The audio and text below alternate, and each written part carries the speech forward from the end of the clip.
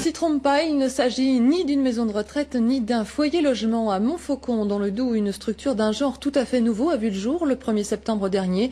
Son credo, accueillir des personnes âgées qui ont perdu leur autonomie sans pour autant les obliger à se fondre dans un moule communautaire rigide. Catherine Schulbaum et Patrick Leduc nous éclairent sur cette colocation librement consentie. 3 semaines à peine que René et Raymond ont emménagé à Montfaucon. Jusque-là, ils vivaient en région parisienne, une vie de plus en plus compliquée au fur et à mesure de leur perte d'autonomie. Ici, ils ont trouvé un nouveau chez-soi à quelques kilomètres de leur fille. J'ai vu pas mal de maisons de retraite, alors j'ai dit je veux pas connaître ça. Hein. C'est triste, ça, la maison de retraite. Ici, rien à voir avec un établissement collectif. Les personnes âgées louent un studio dans la maison et sont co-employeurs du personnel avec les autres locataires.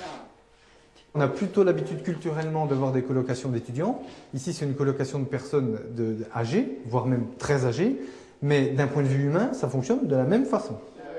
Pas de règlement intérieur, pas d'horaire précis. Chacun vit sa vie et se retrouve s'il le veut dans les parties communes au moment des repas, préparés sur place par les salariés. Le soir, c'est très agréable. 7 heures le soir pour le repas du soir, c'est très bien. Mais qu'est-ce qu'il y a dans certaines maisons, hein, le personnel, c'est 5h30 et puis à 6h30, 7h, il faut que tout le monde soit couché. Parce que le personnel est là. Mes 2 collègues et moi habitons à l'étage. Donc quand on sort de la maison des locataires, on est chez nous. Donc ils ont une présence professionnelle et de voisinage. Ça, c'est l'autre grande nouveauté de la formule. Les aides à domicile sont aussi les voisines des personnes âgées. Elles logent sur place avec leur famille et paient aussi un loyer. On a aussi veillé à ce que la maison, par exemple ici vous avez la porte d'entrée, elle ne donne pas sur l'ouverture et du coup quand je ne travaille pas, je peux sortir sans être vu par les personnes âgées pour qui je travaille. Donc il y a quand même l'intimité qui a été respectée parce que ça c'est une demande. Montfaucon est la première commune de France à avoir été séduite par le concept. Au village de Montfaucon, nous avons aujourd'hui 50 personnes qui ont plus de 80 ans. À la fin du mandat, donc dans 6 ans, il y en aura 150.